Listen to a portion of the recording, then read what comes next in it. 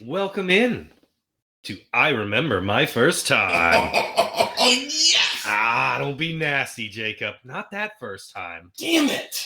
This is a podcast about cinematic awakenings. Okay, that sounds exciting. Where we talk about the movies we love with someone who just popped their cherry to that movie. Oh, God, I love that. Jacob, are all the movies we do on this podcast going to be good movies? God, I hope not. Do we like shitty movies? We love shitty movies. Sometimes even more than good movies. Are we critics? Absolutely not. But do we love movies? Oh, we love the shit out of movies. And this week's masterpiece, our first David Fincher film. That man has problems in his head brain, and I love him. Me fucking too. The 2014 Ben Affleck classic, Gone Girl. A movie I will not let my wife watch, and a book I will not let my wife read, because she will pull a Gone Girl on me. Yep. And now I have recorded proof that's on the internet forever. If this happens to me, y'all know what happened.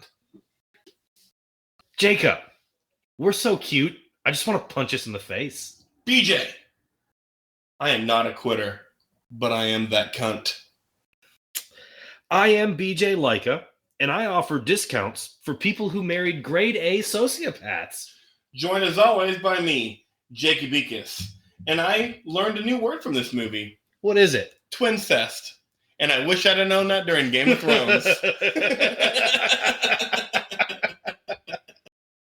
So, yeah, we got Gone Girl today. Gone Girl, described by HBO Max as Ben Affleck is the prime suspect in his famous wife's disappearance in this twist-filled adaptation of the acclaimed bestseller. Okay, I feel like it could have been better, but it wasn't bad. Movies like this, it's hard to do a description because you don't want to give the movie away, right? Yeah. And saying that it's based off a bestseller, you've essentially nailed it. Yeah. It's either going to be really good or it's not going to be as good as you read. And I also feel like this book was popular enough where you could have just been like, Gone Girl. It's like the book. Yeah. This movie has an 8.1 out of 10 on IMDb, an 88% Rotten Tomatoes score, and 79% Metacritic score. Wow. That's pretty different. As a Metacritic. No, normally on movies like this, they're more similar in the ratings. Especially a movie that was very much in the Oscar race at the time. Yes. We didn't have Roger, but I think we can both agree Roger would have just came his pants over this movie. Yeah. This is right in Mr. Ebert's wheelhouse. Agreed. But I have a 50% review from Lou Luminich of the New York Post, titled, Glossy Thriller Gone Girl Tries to Have Its Cake and Eat It Too. The audience is supposed to be guessing about Nick's guilt until a surprise revelation an hour in. I won't give it away, but Nick's initial reaction, not to mention Amy's archly delivered self-serving narration, pretty much gives away the game, throwing the audience's sympathy to Nick. Okay. I mean, I was sympathetic with Nick for a while, but then I went away for a while, and then I came back at the very end. I don't know if I can totally sign off on that paragraph. Before long, Nick's gone from concerned husband, worried about his missing spouse, to the most hated man in America. Not a huge stretch for Affleck, who during his Bennifer era was the most mocked man in America since O.J. Simpson. Love that sentence. It's hard to make a full case for my problems with Gone Girl without getting into spoiler territory, so I won't for now. Let's just say this sort of having your cake and eating it too, quote, date movie, unquote, loaded with fantasies designed to appeal equally to both feminist and misogynist. Okay. So I guess his problem with this film is it was made for too many people. It sounds like this review was written in 2014. That's the only thing I can think of after you get done reading that. And I will say, like, despite that, the Metacritic score being 79%, there wasn't a ton of bad reviews for this movie. Oh, I can imagine it was pretty hard to find bad reviews. I mean, it was hard on IMDb. Well, it wasn't hard. It was hard to find funny ones. Okay.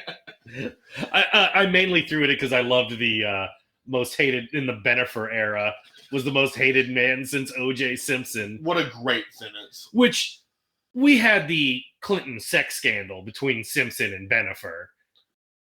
Yep. That was the most mocked man in that era. Get out of here. Correct. But Ben Affleck was a close second. Okay. He wasn't, but it's fun to shit on people. Yeah. And Ben Affleck, what a hateable face. Yes. Just what a hateable face. I mean, that's why he's in this movie. Yeah. Like that smug smile that he made in front of her poster. Incredible. And you know, like as a character, he didn't do that on purpose. Like, because like, what do you do in that situation? Do you smile? Do you not smile? Do you smirk? Do you like? That's an impossible situation to be in. Yes, yeah. Especially when you're not like an actor and your job is not to portray certain emotions, right? Yes. Because most of us have smile, don't smile. That's the only kinds we have. So, yep. You know, what do you do? And just natural human reaction when someone takes a picture, you smile. We've been taught that since we were 2 years old. Yep. Box office for Gone Girl? Oh, you know it did great. Of course it did.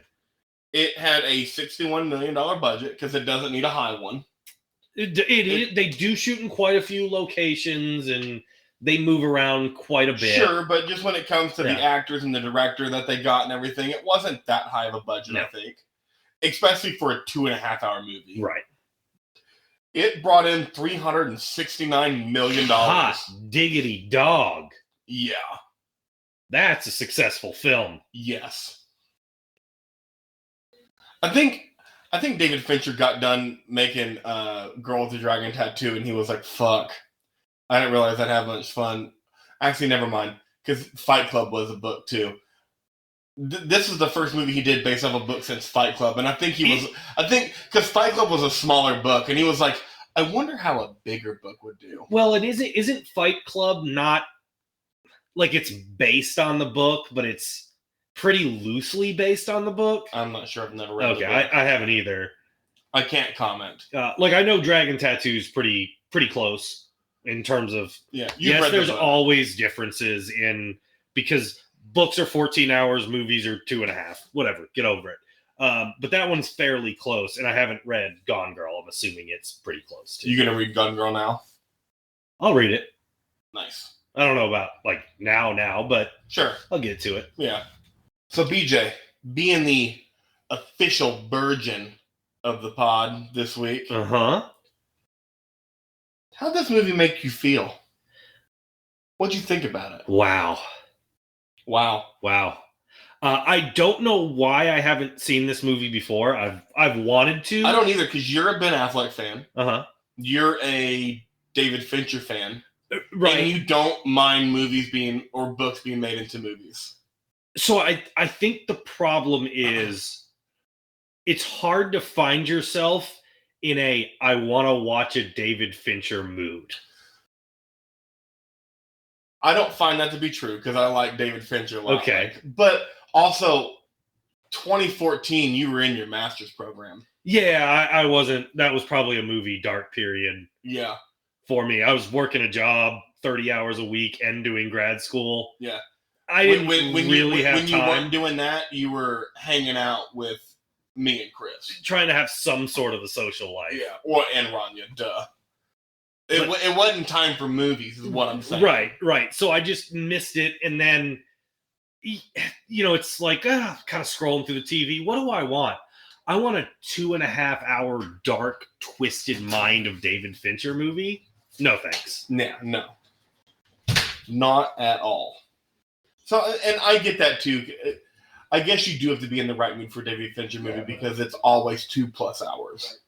And it's dark and twisted. Yes. But I loved it. I loved this movie. Same. The first time I watched this movie, it blew me away. Most of the time, David Fincher movies are better on their second watch, even though they're incredible on their first watch. Agree. This is the second time I watched this movie, and I don't know if I agree with that. Not for this movie, at least. Yeah. For other Fincher movies, though. Oh, for sure. That's the way it goes. So I'm excited for the second time you watch this movie, which I know probably won't be for a year or two, but I want to know what you think the second time you watch this movie. It will be done. I'll probably read the book in a year and then go back and watch it again. Sure. But that's the only thought I had about it this time. The first time I watched it, I thought it was a perfect movie. And it's honestly, close. This time it wasn't as good as the first time, but I still think it's a perfect movie. It's 2 hours and 34 minutes that I was never bored. My first Mount Rushmore scene didn't come into an hour into the movie, and that first hour was fucking amazing. I can see that. It's a really good first hour, but it's a book. The full first hour is setting everything up. Yes. So what did you like specifically about the movie? The setup. Let's start there. Because Fincher did a great job with the book setup. And Affleck, who, kind of pre The Town, was not thought of as a very good actor. Yes. He is so good in this and so good in The Town. This might be his best performance as an actor. I think it's The Town. I think it's this. But both are, that's 1 and 2. Yeah. Or 1A and 1B. Sure. The score is great.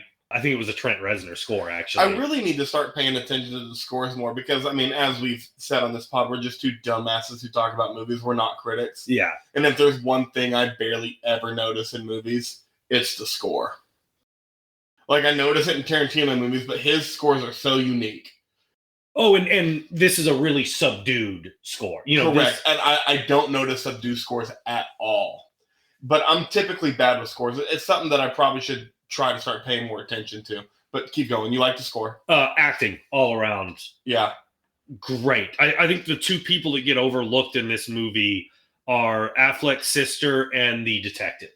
Yes. I think both of them are great. And I didn't realize Tyler Perry was so good. And the big thing, you already mentioned it. There is not a second I was bored in this 2.5-hour movie. Not 1 second. Yeah. Agreed.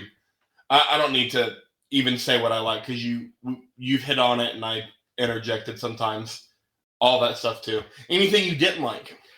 Well, I think kind of the best part of this movie is there's so little to dislike. I got 2 things. Do you want the joke first or the serious one first? Oh, end it with a joke. So on the serious note, those accents were not Missouri. So I think the problem with Hollywood and the problem with most of America is they think a Southern accent's a Southern accent. Yeah. Texas, Florida, Missouri, New Orleans, all the same. Texas has 2 different accents in its own state. Yes. East 3 and West. if you count the urban accents. Yeah.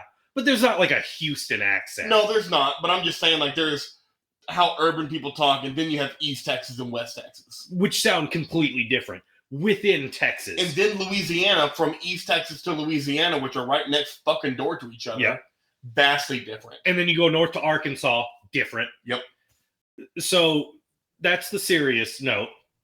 The other thing, you couldn't give me a 20-second clip of Medea in this movie when you already have Tyler Perry? You don't want Medea sitting there watching the TV when fake headline news comes on and she goes, "Oh, that boy ain't never been whooped a day in his life. Oh, if I was his mom, I'd have whooped the shit out of him." You didn't want that in this movie when you already had Tyler Perry? Yeah, that should have been in. That should have been in 100%. At least in at least like an end credit scene. Give me a Marvel end credit scene that I will sit for. Just Medea talking about how much she hates Nick Dunn. Which would have been awesome, because if that would have been the end credit scene, our two best end credit scenes on the pod would have been Interceptor, which hasn't been released yet, and Gone Girl, not a Marvel movie. Anything you didn't like other than the drop off from your first to second watch? No, because I didn't even notice the accents. I've barely spent any time in Missouri. I mean, it is what it is Yeah. in Hollywood, but it drove, because they were going for it so hard with certain people, and they were so wrong. I mean, this question should go without saying. Is it a good or a bad movie? That's a great movie. Yeah. It's not even good. It's great. Yeah. All right, man. It's time. Time to get deep. Balls deep. You know it.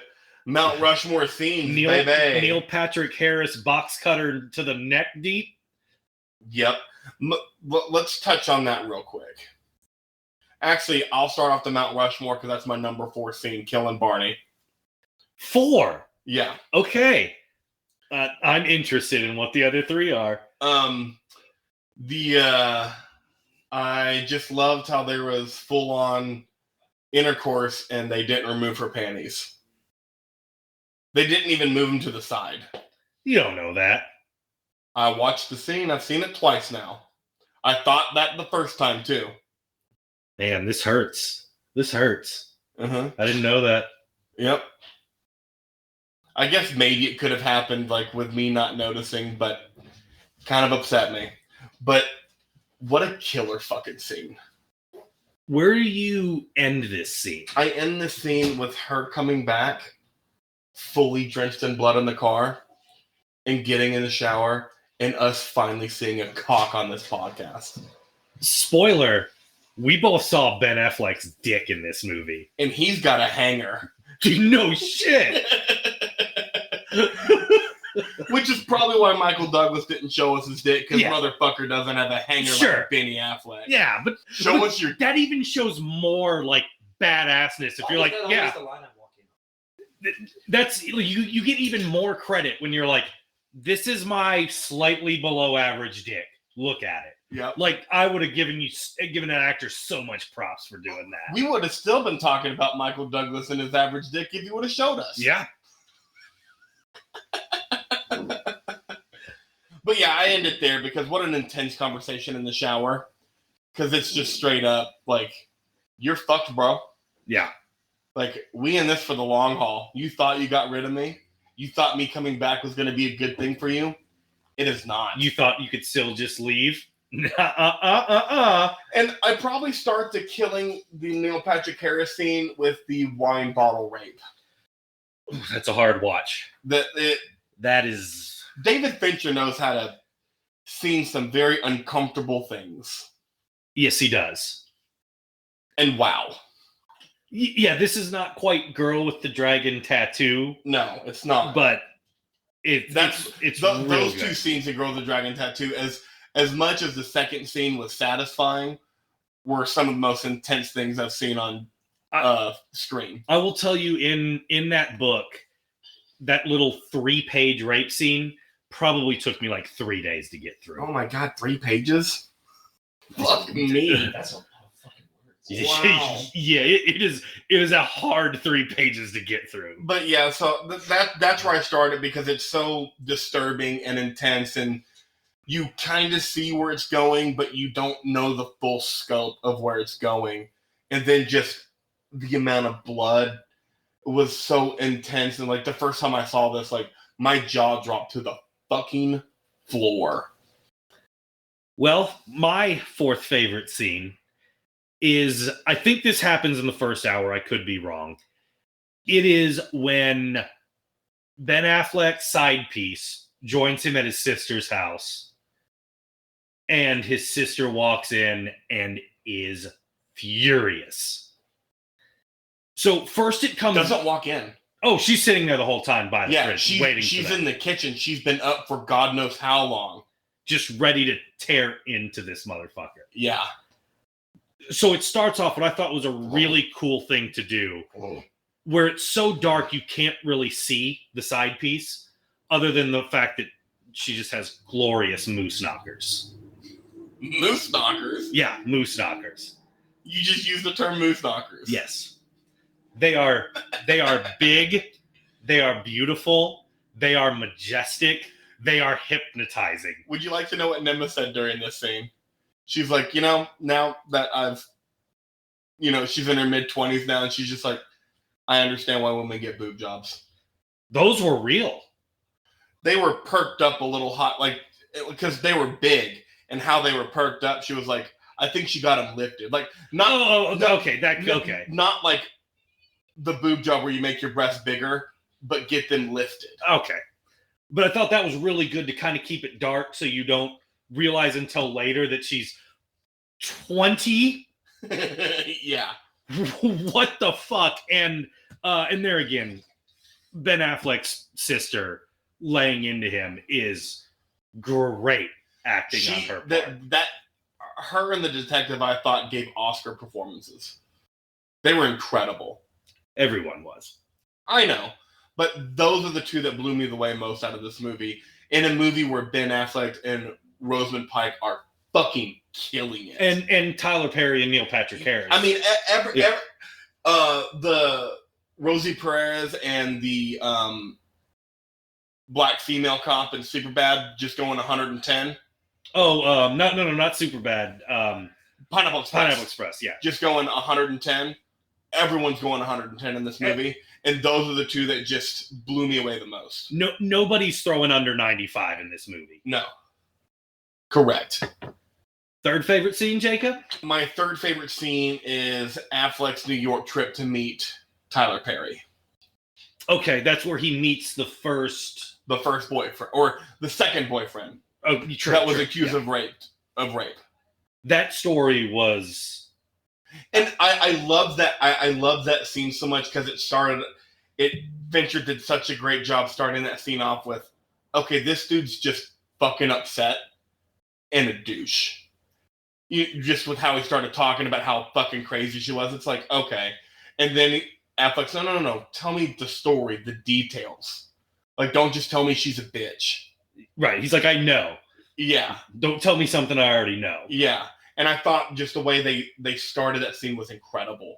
Then we get that, whatever. And then I end it with Affleck in the airport watching the news segment. We get the twin cest at that moment. Like, how uncomfortable that was, him putting on the hat. And, because, Affleck, people like Affleck, they're like me. I'm 6'1", built like an ox, bald with a beard. If I'm on fucking television and I'm in an airport... You know that's me. Yes. Yeah. Ben Affleck has that face. There's not a lot of people who are like, you look just like Ben Affleck. Correct. Yeah. So, and I just thought the uncomfortableness in all of this, besides the Tyler Perry part, was amazing. And I enjoyed meeting Tyler Perry. I loved him laughing. Like we've said, hitting above 95. Yeah. My third favorite scene is when they are preparing to do the live show. This is my number one honorable mention, and I'm upset that it stayed off my Mount Rushmore. So it's not even prepping for it. It's that whole section. Yes. So Tyler Perry throwing gummy bears at him every time he looks smug. Yep. Very funny. Yep. I needed some lightheartedness in there because it's a Fincher movie and it's dark and twisted. Mm-hmm. And then it immediately goes from that to Rosamund Pike being a complete sociopath with Neil Patrick Harris. Mm-hmm. And it's like, whoa. Okay, she is an grade A sociopath. Like, you've hinted at it through the movies, but you just showed me right there. And then ending with the reveal of his girlfriend coming on TV. Mm-hmm. And I loved the line, Miss Great Big Cum on My Tits is now dressed like a Mennonite. Yeah, right. Amazing line.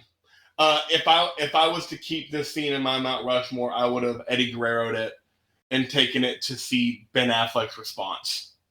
Oh yeah, like the actual showing of the episode. Correct. that just felt like kind of too much cheating for me. Yeah. And I wanted to talk more about the other parts of this that I thought were so good. Yeah, because when she came on, you were just like, he's fucked. And he was like, no, like, let me go out there and do this. And Fincher did a great job of not letting you see what was said, just them in the car. Like, you fucking nailed it, bro. And I thought, and that made me even more interested in seeing what he said, because I'm just like, even Tyler Perry, the lawyer, is like, you did a great job. Yes. After he was pelting him with gummy bears every time he looked smug. Yeah, and to do a great job after the reveal of "Come on your tits, girl." Moose knockers. Moose knockers. Come on your moose knockers, girl. Yeah. What's your number 2 scene, Jacob? We love a montage.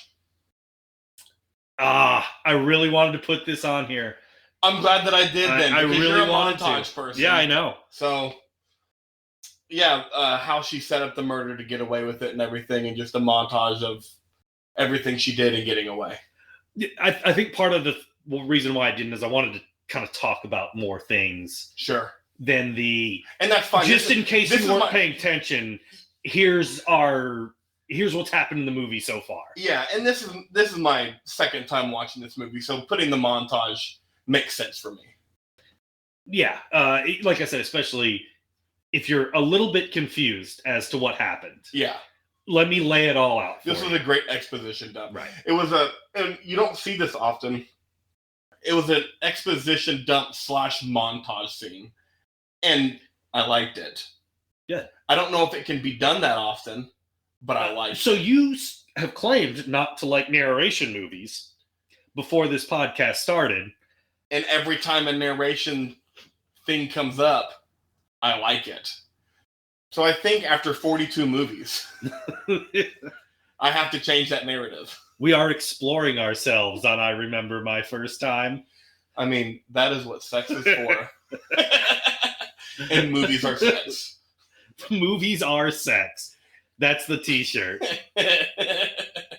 My second favorite scene is the Ben Affleck unrailing at the public speech, claiming, really being I didn't kill my wife with no one asking, and then going back to his room or back to his house and having the absolute breakdown in front of the detective. I thought this was the best acting in this movie, and that is why it's the number 2 part right here. Affleck was just 8 minutes of just unbelievably good acting. Is this whenever he took the picture with the poster? No. Or is this the vigil scene? This was the vigil scene. The vigil scene is my number 1 scene. Yeah. Does it run through him having the breakdown in his house? Yeah. With the detective's questions and everything. Right. Yes. I start this scene right after I think it was your number 4 scene, like as he leaves his sister, just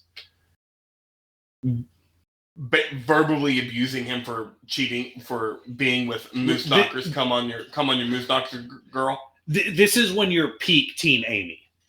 Yes. Yeah.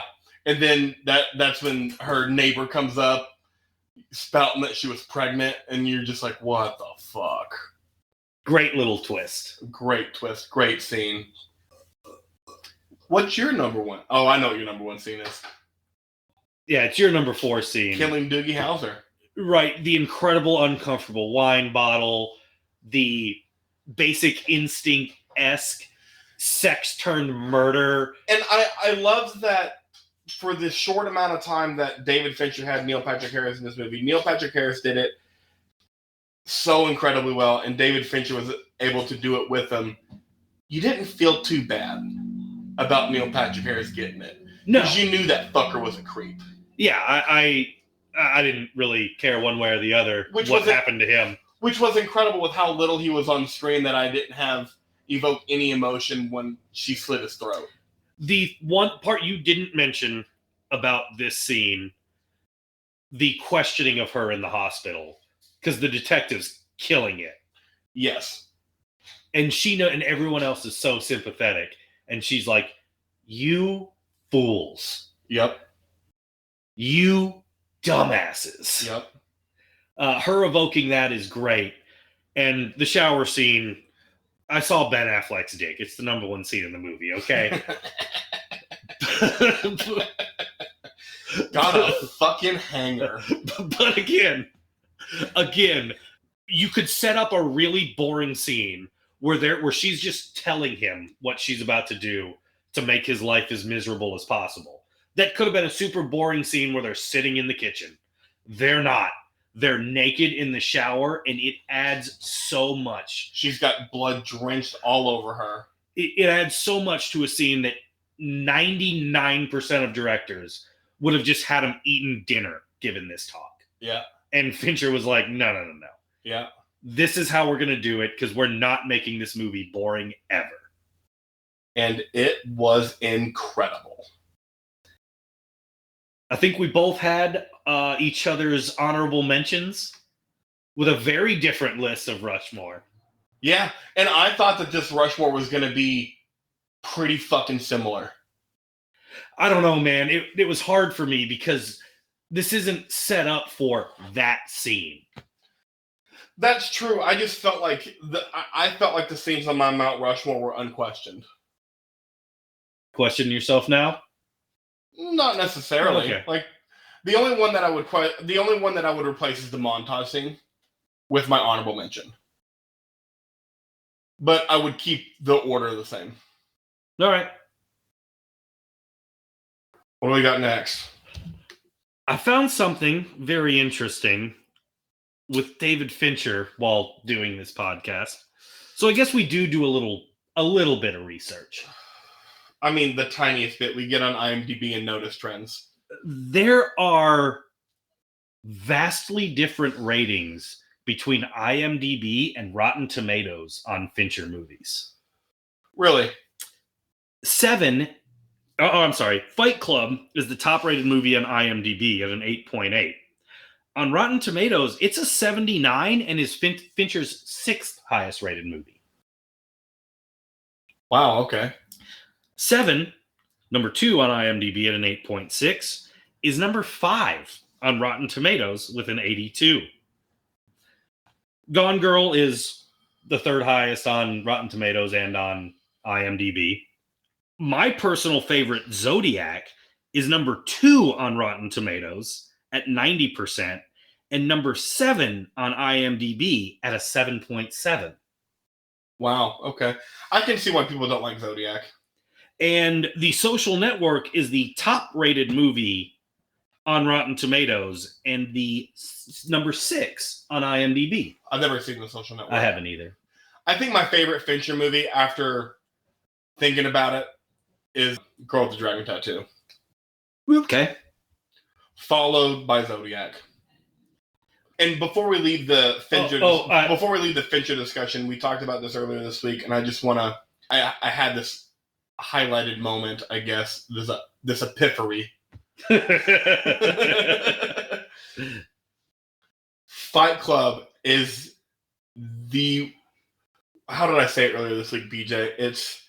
It has aged the worst out of almost any movie I've seen in my life. And not how you think it would age the worst. No, just in its time from that it came out. Because in 99, it was the perfect movie and needed to come out. I think Fight Club needed to be made. Of course. It was the Gen X masterpiece. But it has aged horribly. Another movie I have to talk about Fincher because it is a very podcast movie. And I haven't seen it since I was like 15. And it's one of the wildest movies of all time. The Game with Michael Douglas.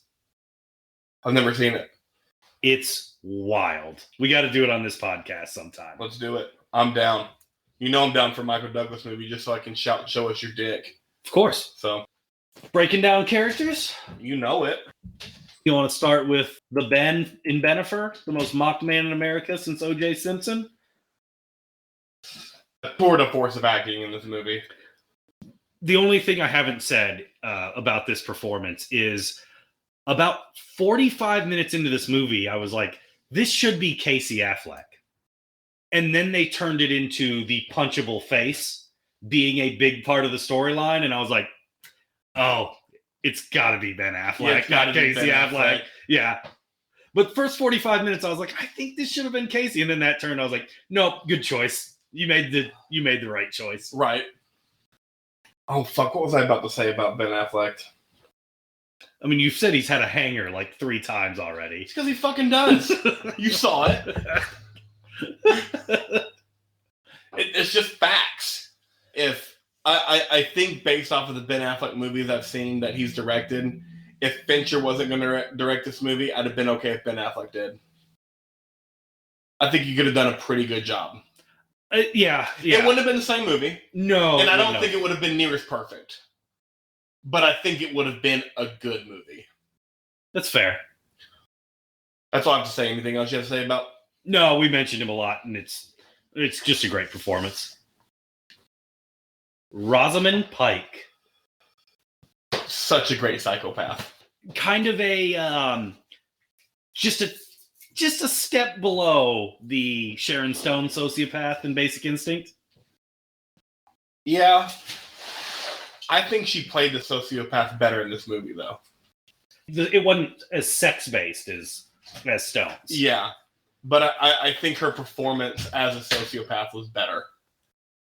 Was this the best performance in the film? I think so. Yeah. I don't know if this works with a lesser actress. No, they have to be on this level. I did love how shitty her rich parents were. I did too. Okay. Perfect representation of shitty rich parents. Shitty rich parents, yes. Also, I do want to say that the kind of real subtle satire comedy in this movie is great. Agreed. It is dark, it is subtle, it is subdued, but it's really good, making fun of the media, the way they handle these cases, and the horrible rich parents. Uh-huh. Just bravo, Fincher. Yeah. The twin, his sister. Go, I think was her name. Margot, but he called her Go. Right. Incredible performance. A really difficult performance. Yes. That I know it's probably a really easy thing just to get a mediocre actor to do this, but I think what she brought to this movie did a lot for the storyline of the, whose side are you on at any given moment portion of this movie. Yeah. I'm just so glad Fincher went the way that he did with this character, because you needed a phenomenal actor to do this. Like, at every moment, I believed everything about her. Asking Ben Affleck if he killed his wife. Oh, she seemed incredibly genuine. Yes. Like an absolute, just real human being. Yeah, and I love just her facial expressions. Nailed it, too, even when she wasn't talking. The best example I can think of is when Tyler Perry's character was like, no, this is going to come back on her, too. Mm-hmm. And this is how. And he explains how, and the look of dread and foreboding on her face was incredible. Is the twin the second best performance in this movie, or is it Ben Affleck? Because Ben Affleck's in it so much more.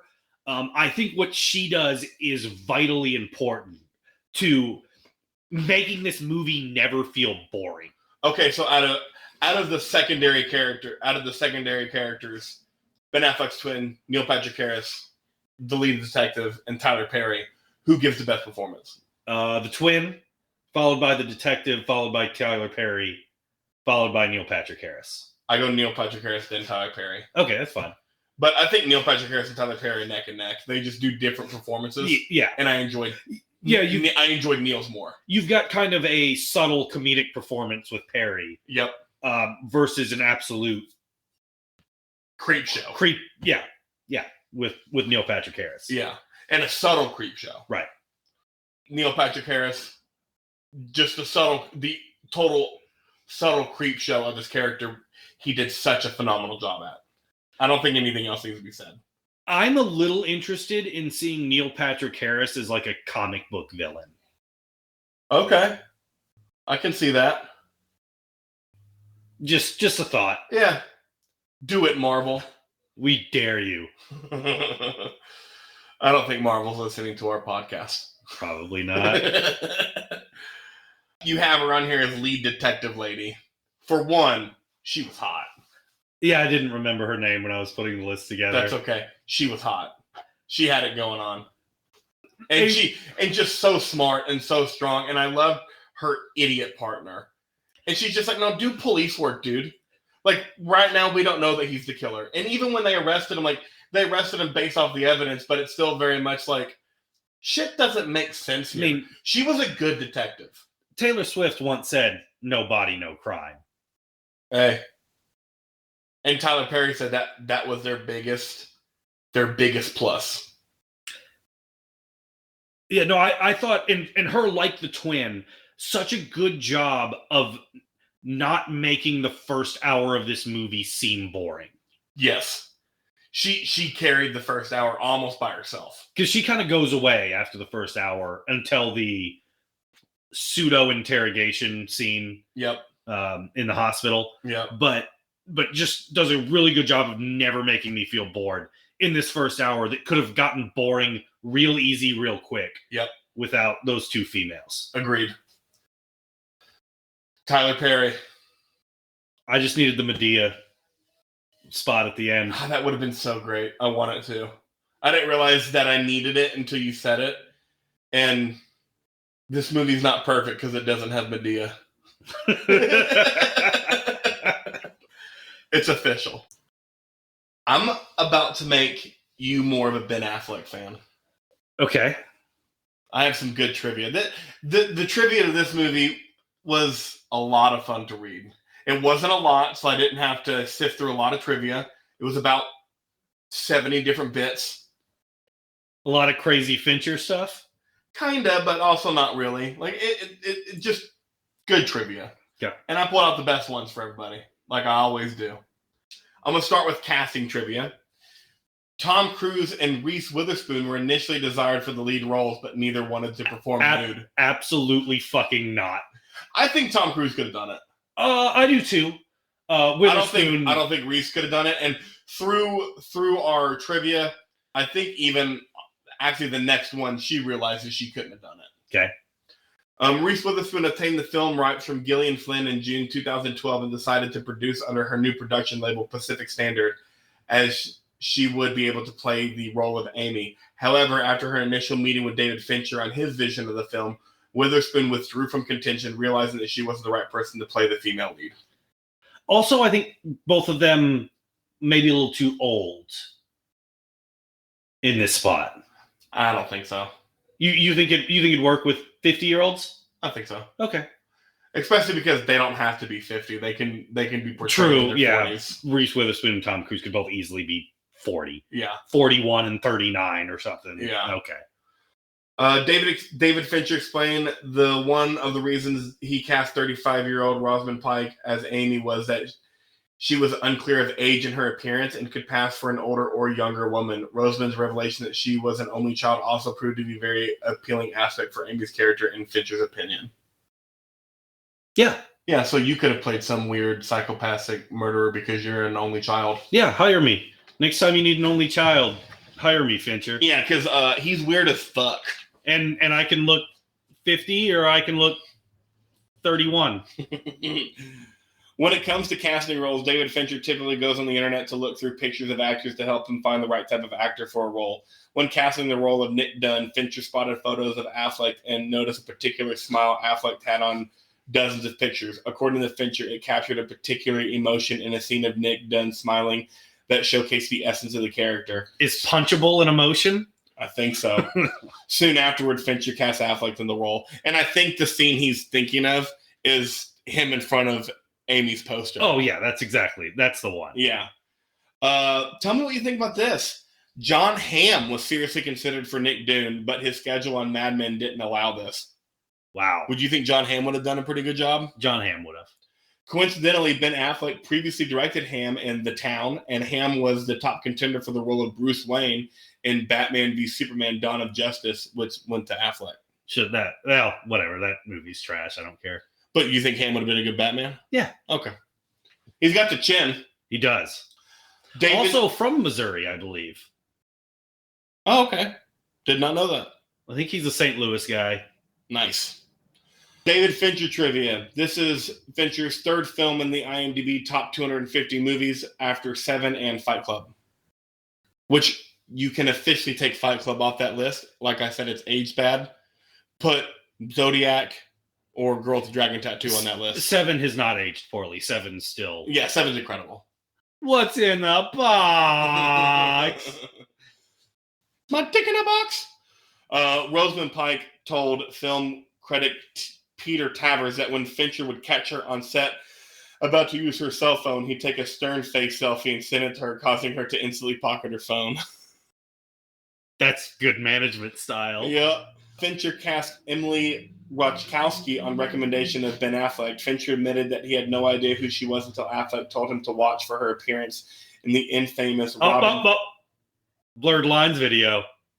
Yep, where she is fully naked. Fincher was impressed by her work during filming because, according to her, I was ready to be a student and he is the best teacher. He wants to do 100 takes and I want to do them for him. Moose knock, come on your moose knockers, gal. With Rosamund Pike getting nominated for Best Actress for this film, this marks the fourth consecutive film that Fincher has directed Oscar-nominated performances. Brad Pitt in Curious Case of Benjamin Button. Not a great movie. No. That's why we didn't talk about it. Yeah. Eisenberg in The Social Network, Rooney Mara in Girl with the Dragon Tattoo, and this one. All right. David Fincher shot an incredible 500 hours of material over the 100-day shoot, an average of 5 hours per day. Oh. Could you imagine that editing? Oh, God. Tristan, you're welcome. Originally, David Fincher was supposed to be directing a 2000 Leagues Under the Sea Captain Nemo movie, but due to a complete halt in production's development, Fincher jumped out of the project and quickly jumped on board to helm this film instead. Oh, thank goodness. But I do want to see Fincher's take on 2000 Leagues Under the Sea because I want to see that dark as fuck. Yeah, but he's a people guy, not a monsters guy. Yeah, but maybe he does it good. Okay. I believe in Fincher. I just want to see it. I'm here for Fincher, so... Yeah. I mean, Ridley Scott is a historical guy, but he's also horror monsters guy. Okay. Neil Patrick Harris trivia. In How I Met Your Mother, Neil Patrick Harris playing womanizing character Barney Stinson, he developed a theory of female sanity being related to their beauty. The hotter a girl is, the more accepting a man is of her craziness. This dubbed his theory the hot crazy scale. Yep. His character here is murdered by a beautiful woman that is crazy, supporting Stinson's theory. Yeah. Yep, the hot crazy scale is a real thing. Neil Patrick Harris told Out magazine in 2014 that his sex scene in the film Gone Girl was choreographed in a detailed way. We had to rehearse the sex scene with David, like every inch of it. Then you put your mouth on his dick here, then his number of thrusts, and then you ejaculate. It was weird because we were technically breaking down the sex scene. He wanted it to be almost robotic, that we know exactly where we are position-wise, where everything goes. That David Fincher, man. 500 hours of shooting. That was 440 of it.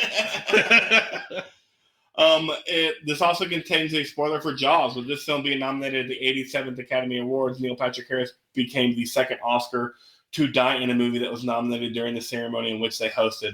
The first being Robert Shaw, who hosted the 40th Academy Awards, where Jaws was nominated for 4 Oscars. That's great trivia, Jacob. I love that. Thank you. Rosamund Pike trivia. For her performance, she drew inspiration from Nicole Kidman's performance in To Die For and Sharon Stone's in Basic Instinct. She also studied Carolyn Bessette Kennedy, wife John F. Kennedy Jr., for her body language and aloof mood. She also made her feelings about sex on screen abundantly clear during during an appearance on Late Night with Seth Meyers, Michael Shea, Rosamund Pike, and Colony House when discussing Gone Girl. You are alone with a man who's not your husband, who also has a husband. He's in his underwear, you're in your underwear, and you're sort of dry humping on a bed. She told Seth Meyers for her it seems the experience was primarily an awkward one, although she mentioned that shooting on the day was fine. It was a rehearsal where things felt most uncomfortable because there was no camera to make it clear that what they were there to do. I probably would have put the camera up during rehearsals. just because to create the atmosphere of we're recording a movie.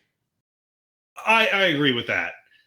So I can see how that would make you uncomfortable. Right, and you'd want maybe not the full room of a record, but you'd want some people in there too. Because then it feels like we're recording a movie. Yeah, it feels like work. Yes.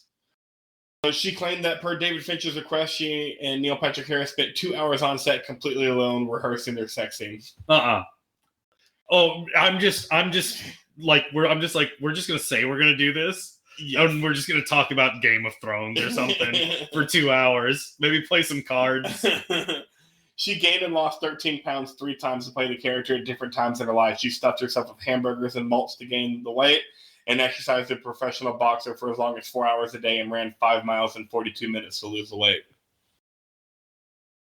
I'm all for the gaining weight thing. The losing weight thing sounds terrible.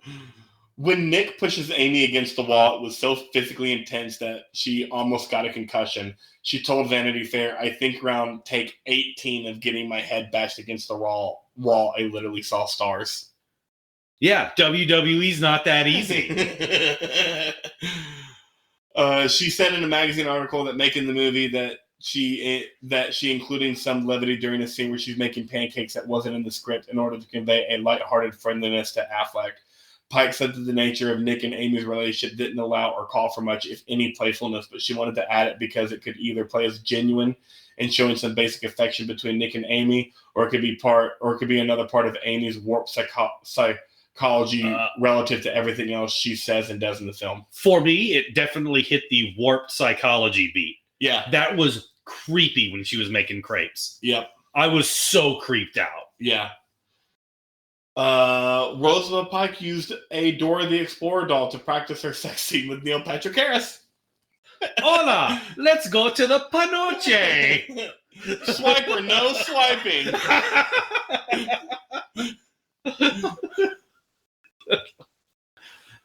Ben Affleck trivia.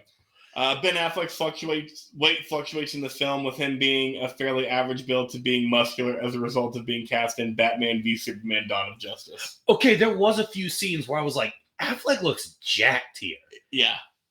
Okay, all right. It's because they filmed this for 5 months. I was wondering, like, if that was just me, because there definitely was a few scenes where I was like, Affleck looks jacked here. Yeah. And he hasn't this whole movie. What happened? Is he working out during, is he taking steroids during this 5 days she's gone?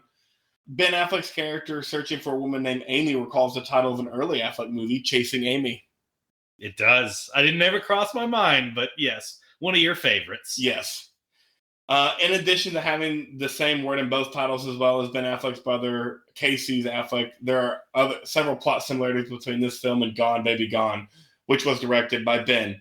The plots of both movies revolve around a girl who goes missing, then is believed to be dead, but is actually alive, and at the center of a complex scheme.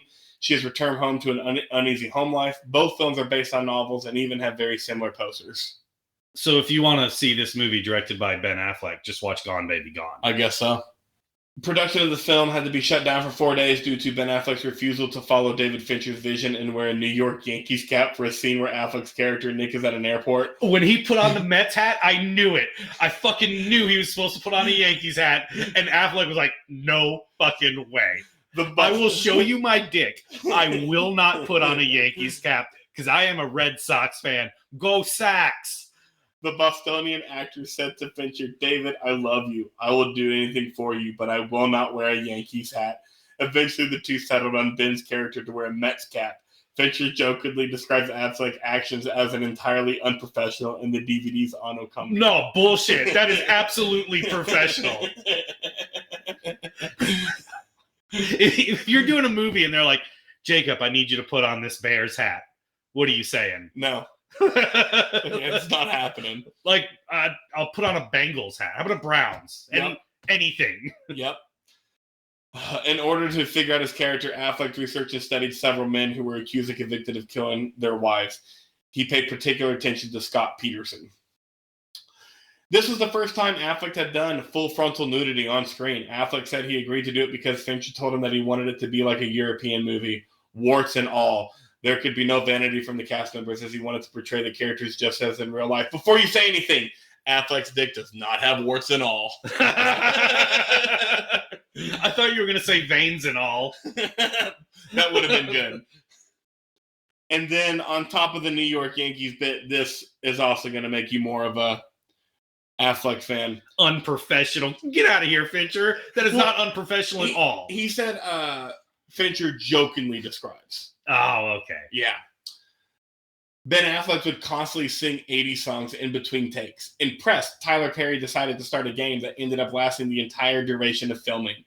Perry would start to sing the most random song he could think of to see if Affleck would start singing it. According to Perry, Affleck knew all of the words to every single song Perry threw at him, including Broadway show tunes and songs by Barbra Streisand. This actually makes me a bigger Tyler Perry fan. Okay. But both of them. Yeah. Like, that's great. As somebody who is down for bits at work, I may start using this one. All right. I'm going to end it with movie trivia. Gillian Flynn was originally going to call this book Psycho Bitch, but she changed her mind. They even made an allusion to that in the book. I mean, good call. You can't call a book Psycho Bitch. Correct. Affleck postponed directing Live by Night in order to work on this film with David Fincher, stating, "He's the only director I've met that can do everybody else's job better than they could." On set one day, Affleck changed the lens setting on a camera an almost indiscernible amount, betting a crew member that Fincher wouldn't notice.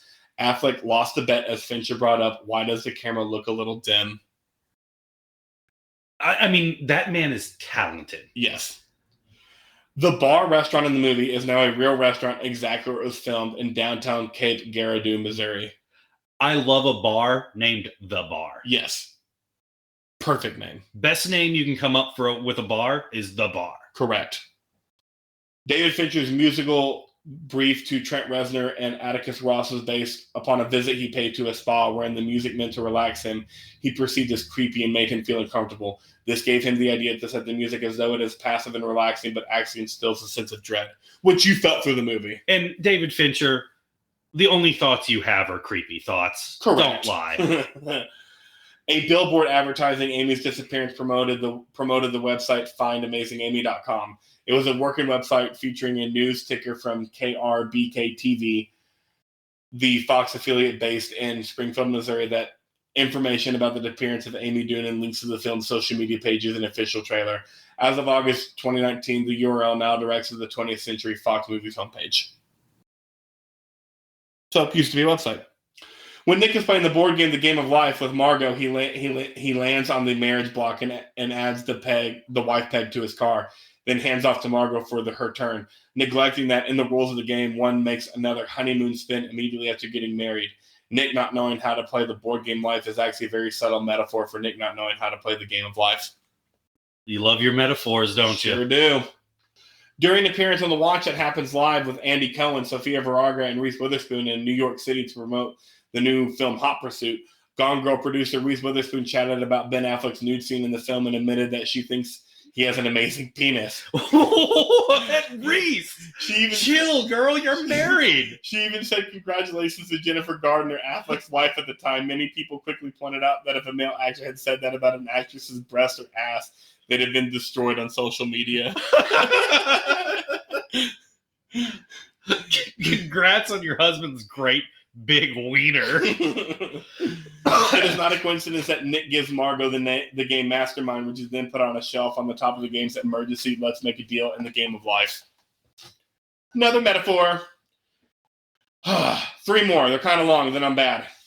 During the August 2014 interview with the New York Magazine, Tyler Perry said that he didn't know anything about the movie's source novel or David Fincher, and that he wouldn't have accepted his role in the movie if he had. Quote, "I probably would have walked away from it if I had known who David Fincher was and his body of work, or if I had known the book was so popular and so many people loved it, I would have said no. And my agent knew that. He didn't tell me until after I signed on. And the reason I wouldn't have done it is because when things are that magical for people and when they become very special for people, there's a lot of pressure for it to be what they want it to be." This book was so popular, I figured he would have figured that out pretty quickly.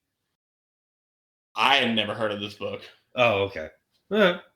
Gillian Flynn, the author of Gone Girl, has been accused of being misogynistic since the villains of three novels, Gone Girl, Sharp Objects, and Dark Places, have all been female. This is particularly true with the psychopathic Amy Dunn, the villain who fuels the jeopardy in Gone Girl. Quote, "To me, that puts a very small window onto what feminism is," she responds. It really is only girl power, and you go girl and empower yourself and be the best you can be. For me, it's also the ability to have women who are bad characters. The one thing that really frustrates me is this idea that women are innately good and innately nourishing. In literature, they can be dismally bad, trampy, vampy, bitchy types, but there's still a big pushback against the idea that women can be just pragmatically evil, bad, and selfish. I don't write psycho bitches. The psycho bitch is just crazy. She has no motive, and so she's a dismal person because of her psycho bitchiness. Quote, writing, and that ends the quote.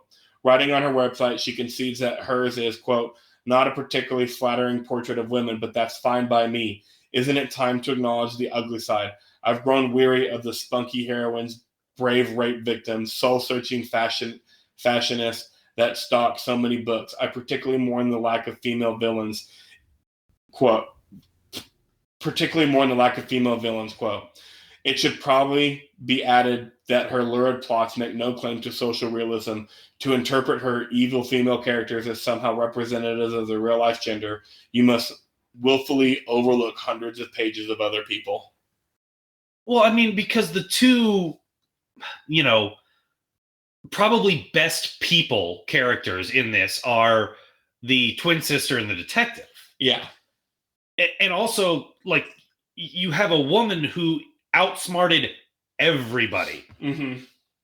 I like how she looks at her evil female characters, because that's right. Because if you're gonna do the full scope of feminism, like she was saying, like, women can be everything, and that includes evil.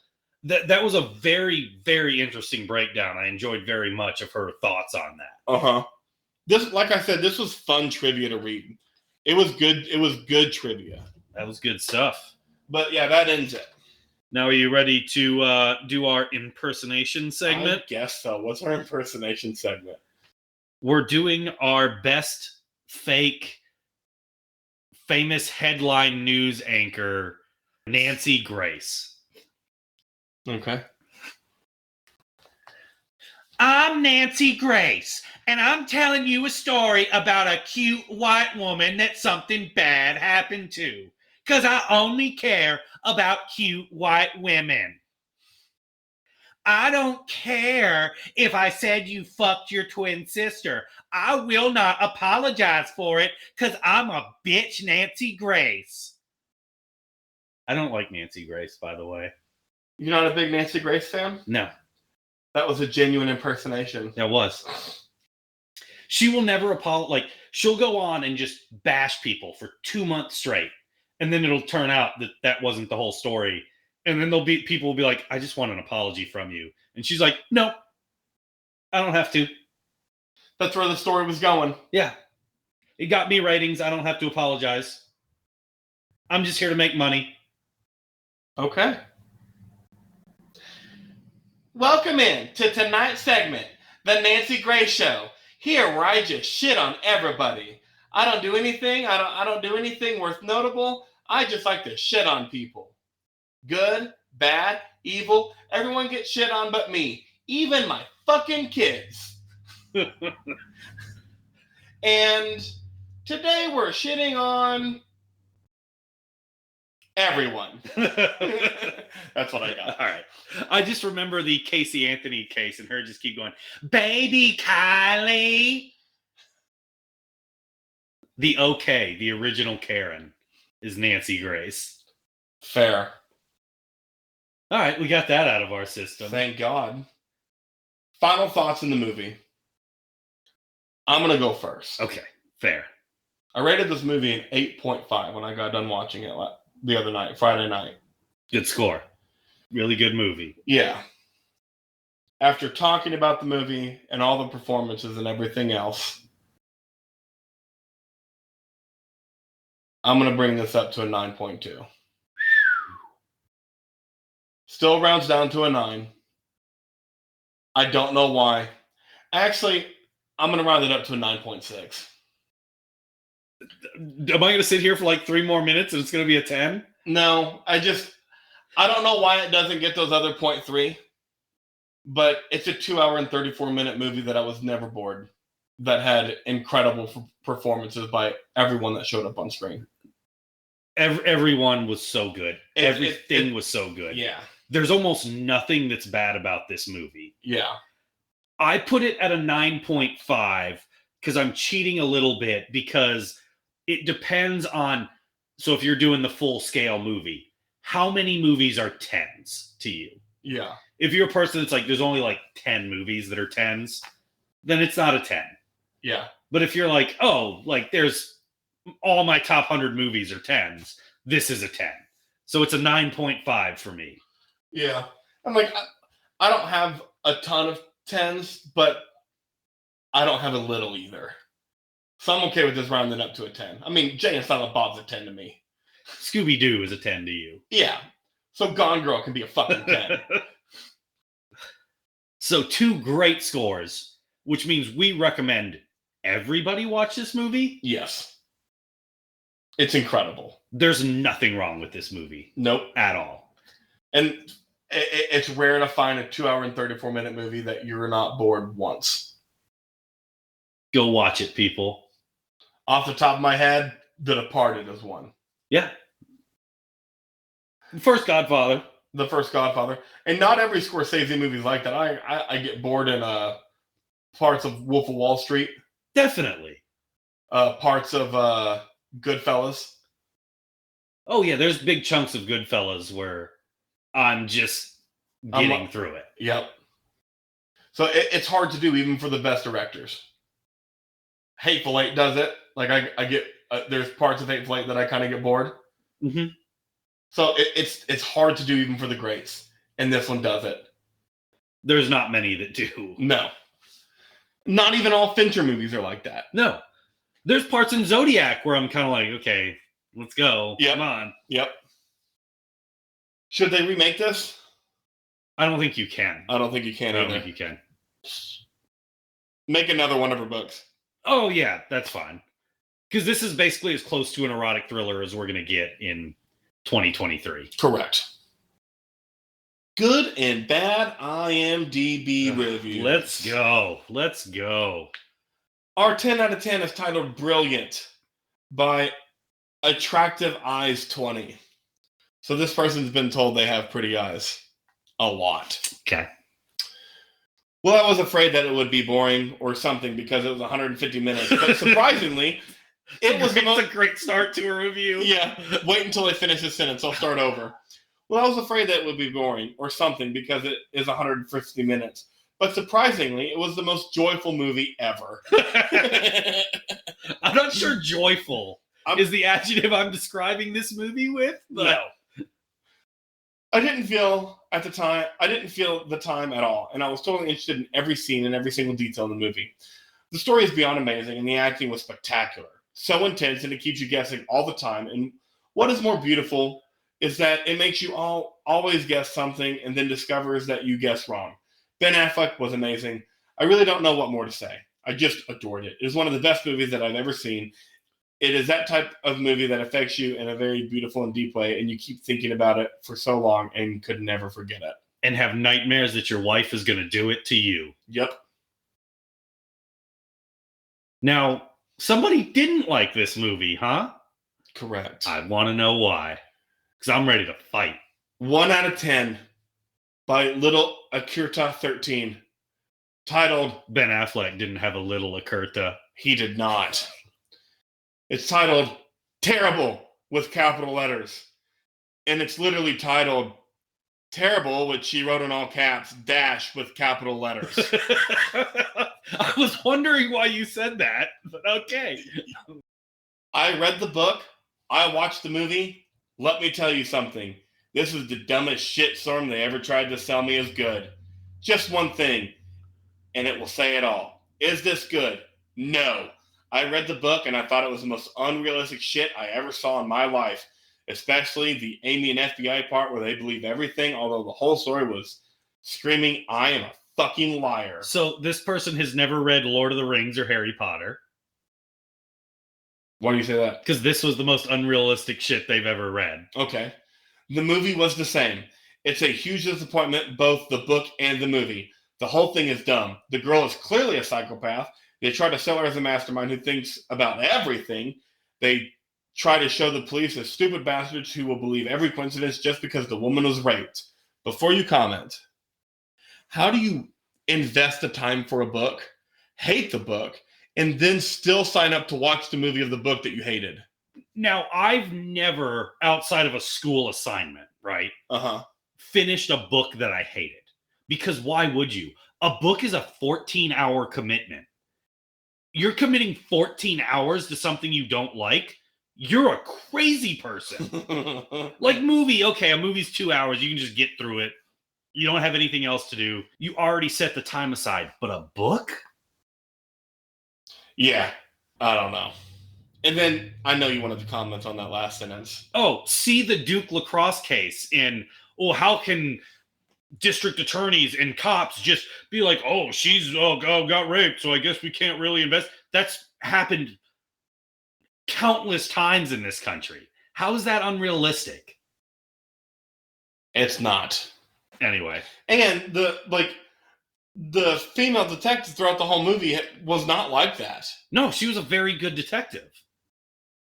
Like, she knew something wasn't adding up the whole time. So yeah, this person's a grade A idiot.